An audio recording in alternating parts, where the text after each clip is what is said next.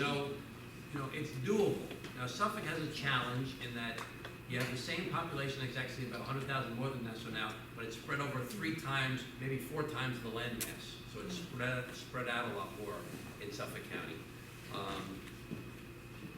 But a lot of this has to do with the policies that are set up at the very top. And I think things are getting better in Suffolk than they were at one time. I disagree with the county executive who was here before about how he dealt with a lot of this stuff. But people being terrified of living in their neighborhoods is not what anybody expects on Long Island. I'll say that.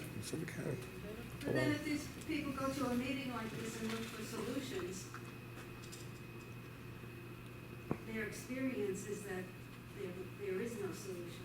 Who was there from the police department last night? Was You there- had Commissioner Senior was there, and Inspector Hatton, who's in charge of Second Precinct. What did they say? I mean, Well, how did they've put extra resources. They've added 23 additional police, unmarked detectives, what they call a FAST team, which is firearm suppression team. They're doing what they have to do from a do police. they have a shot spotter in that neighborhood? Yes, they do. They don't know how to use it, but I mean, I think Nassau, somewhere around 84%, if I remember the numbers correctly, would accomplish something. It's like 17% in Suffolk County. So something's not right. Well, it has to be used in very dense areas. I started that in Nassau County, shot spotter.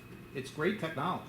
Yeah. And now they have things where you can actually put video cameras with it, which is, you have to be worried about the whole, the books I read in high school about Brave New World in 1984 about, the surveillance of everything. But they have new technology where the shot spotter can get the video camera to actually turn towards where the shooting took place. And it's a good way to go after that. And then the big thing is the deterrent when people know that this technology exists, that they're going to get caught. So, there's a lot, listen, it's very hard. Long Island is the greatest place in the world to live, except for one problem: property taxes. If we didn't have the property tax problem, this would be the greatest place in the world to live. And, one of the things that I want to try and do, if I'm fortunate enough to become a congressperson, is figure out how to bring more of our money, our money that we send to the federal government, back home. Because New York State as a whole, and certainly the 3rd Congressional District, but all of Long Island, are huge net donors to the federal government.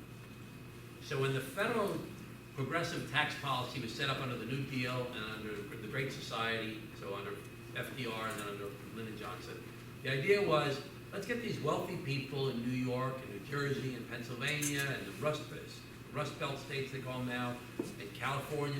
They'll subsidize our poor brothers and sisters down in South Carolina, North Carolina, and Arizona, and Florida, and we'll help those guys catch up with us. That was the concept behind it. Now they caught us in the past. Now what happened now You're done with that. is that most of the blue states are huge net donors to the federal government, and most red states are huge net takers from the federal government, with the exception of Texas.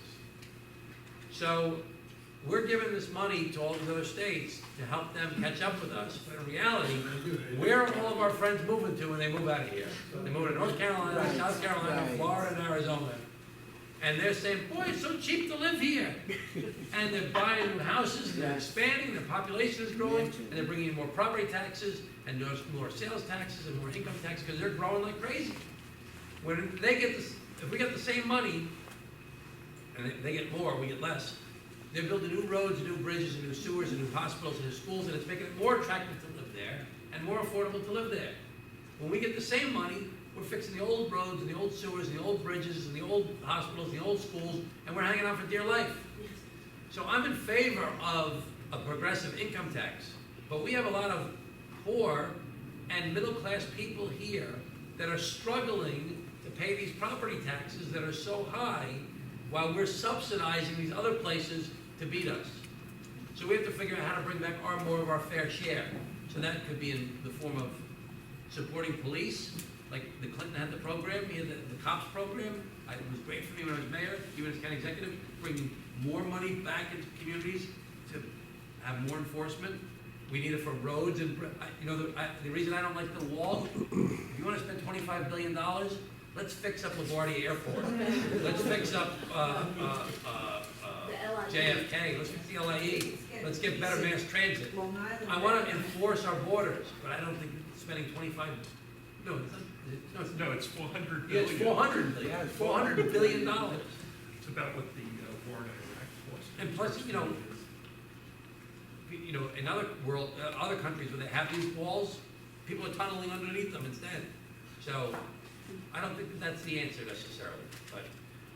That was one of the concerns at the meeting last night. It was budgetary concerns, why they don't have what they have to help us. Yeah, I mean, Suffolk County So- has got a $180 million deficit, so.